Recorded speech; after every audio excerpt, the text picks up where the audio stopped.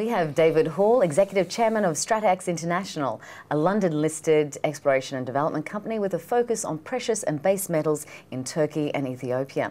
Now, David, can you just give us an outline of your portfolio for Stratex? In Turkey, we have a couple of properties which we're moving to production with a partner, and then also some advanced exploration projects, likewise with a major company partner.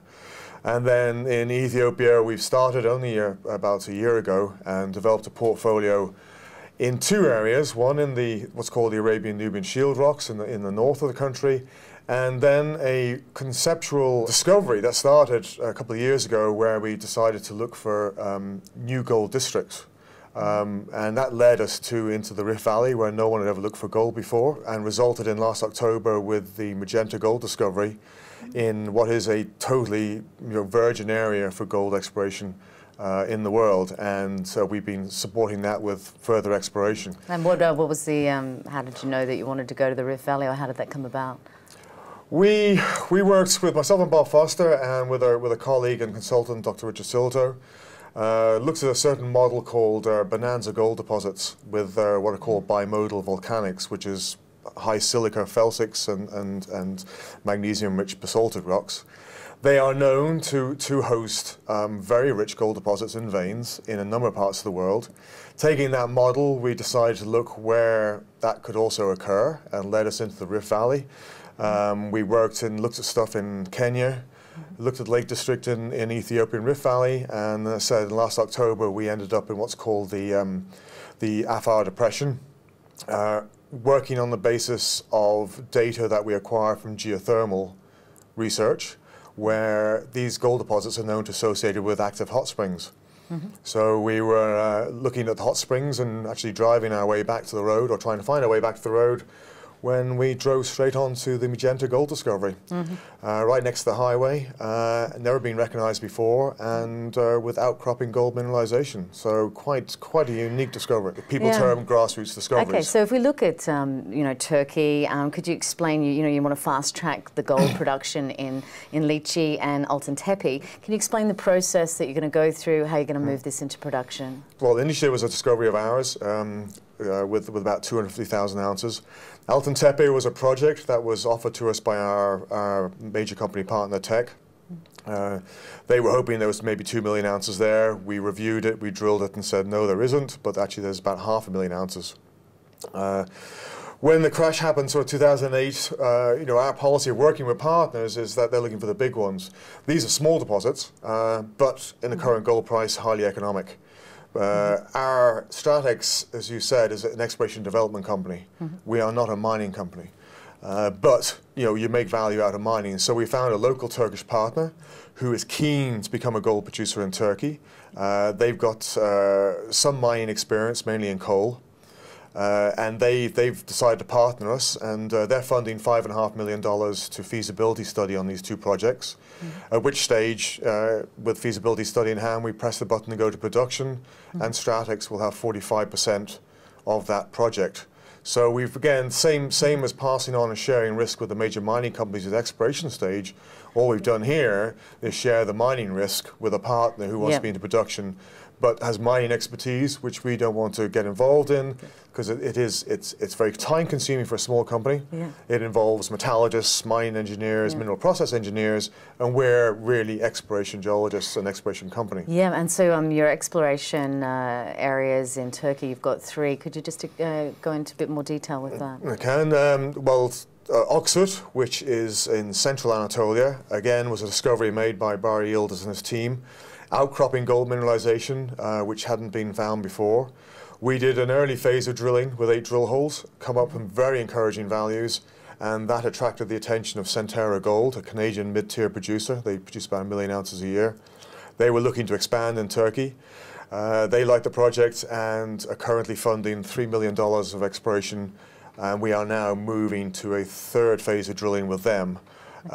With some very exciting results. So the target size they're looking at probably is about 2 million ounces. Okay, yeah. And the timeline for these key exploration areas in Turkey? Well, we've been putting news out regularly, as Stratex generally does. We have a very good, transparent news flow and like to update the market all the time. Next year, we move into another probably 4,000 metres on Oxford. And that will be, as news flow, will be news coming out as those results. And the project expands really with a view, can we actually define 2 million ounces, which is a Centerra target? Of course, we're free carried, they're paying for it, with the result that we should end up with 30%, hopefully, of a 2 million ounce gold deposit, with the ability to then to contribute to putting that mine into production. Okay, so you've got a good history in partnership forming. It's part of your Stratex International's key objectives. Going forward, do you still see a need for good partners? I think, again, as I said before, we are an exploration development company. We see the major mining companies as our buyers of the product. Our product is making discoveries, which we can do for a very low cost. So often with projects, we spend no more than $100,000, $150,000, and we get these partners in spending $3–4 million for 51%. So that's the value-added side of the business, and also, of course, by that exploration, they're adding value.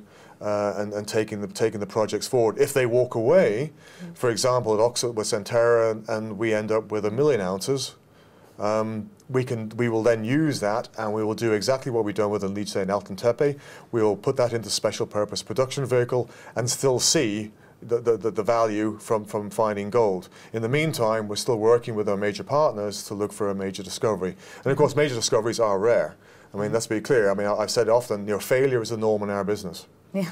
In finding an economic deposit. Yes. But when you find one, especially in the current market where the gold price is increasing and the gold companies are really crying out for new projects, you can actually say that a major discovery will be a company maker. That's right. Your move into Ethiopia started when you initiated the Sheba exploration in September 2009. Can you go into some detail about what you're looking to develop with your interest in Ethiopia? Well, there's a belt of rocks called the Arabian-Nubian Shield, which have attracted a lot of interest. The Centamin Sukari mine in Egypt, which is 10 million ounces, went into production in not too distant past. There's been known gold production from Saudi Arabia, a lot of new discoveries and interest in Eritrea. We looked at those countries in terms of, again, legal fiscal risk as well as geological potential. Egypt's an interesting place. Again, I worked there too long ago to remember, but the mining code is not favourable. It's 50% shared with the Egyptian government. You pay all the costs and take the risk. Saudi Arabia is very slow bureaucratically. Yemen, same area, but security options are not nice. And Sudan, again, is a problem. So Ethiopia was at the end of the list, but hadn't been looked at. And when we arrived there, and I've been going there for 3 years, really pleasant surprise. Beautiful country. Very open mining code, very amenable to people coming in and investing, and the geology was right. So with hence Sheba, you've been building a portfolio in Ethiopia. And hence we built a portfolio. Sheba was the first one. It was they'd been there doing exploration. They had an interesting project. Didn't have much in the way of financial capability, so we've gone in there and developed that to a drill stage. At the same time, expanded outside from that in the Arabian-Nubian Shield with our own projects, and those they're developing. There will be news flows on that. And as I said, then the Afar Depression, the epithermal gold discovery, which now, as we've done in Turkey, we've attracted a major mining partner in Anglo Gold Ashanti, who have agree with us that this is potentially a major new gold district, not a single project. And they're moving in to drill the Magenta project that will now be in February.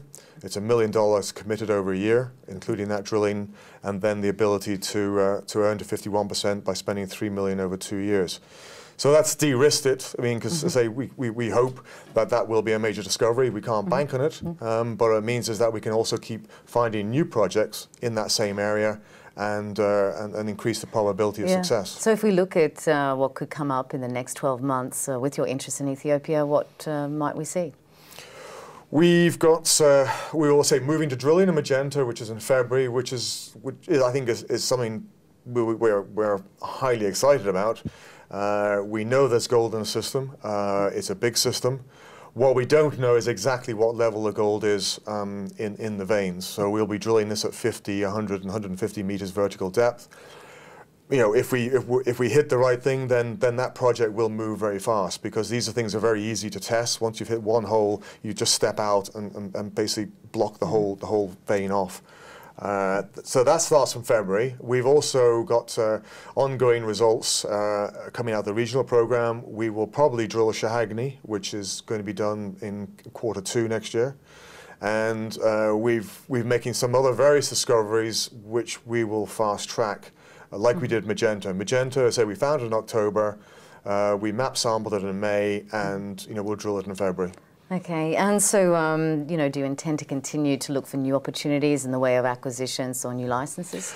Well, not really in terms of acquisitions. You've got enough on your hands. No, not acquisitions in terms of other companies. No, we're generating enough internally that we will certainly take more licenses out. We have our portfolio in Ethiopia has grown and is growing as I speak.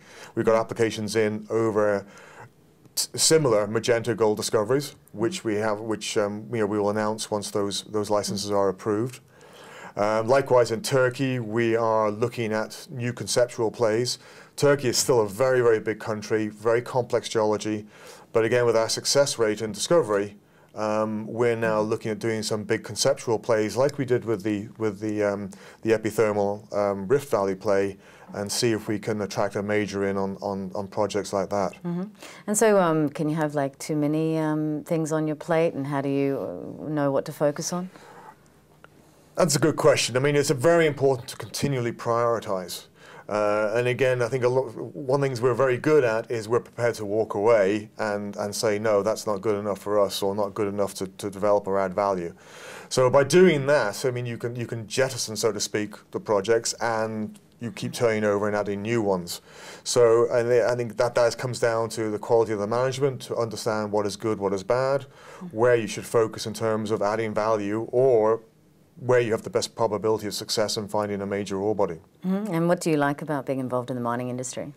Well, I've worked in over 65 countries in the last 30 years, and I've had the privilege of working with some superb people, seen some fantastic countries, and like everything else, I mean, that moment of discovery is what drives an exploration geologist, because it is unique to actually step onto something and find something that no one has found before.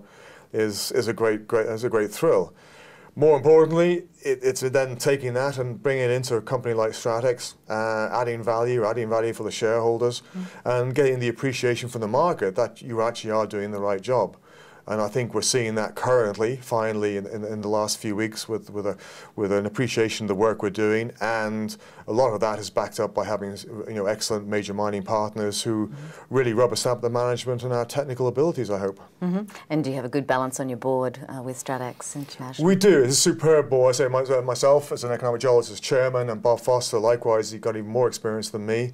And then supported by Christopher Hall, Peter Addison, and Perry Ashwood, all highly experienced in financials, corporate governance, and everything else. And it is, I'll have to say, it's an excellent board to work with. They understand the business, and they understand how we manage the risk. Okay, so news for the next 6 months. What could investors expect, and why is Stratex a good investment?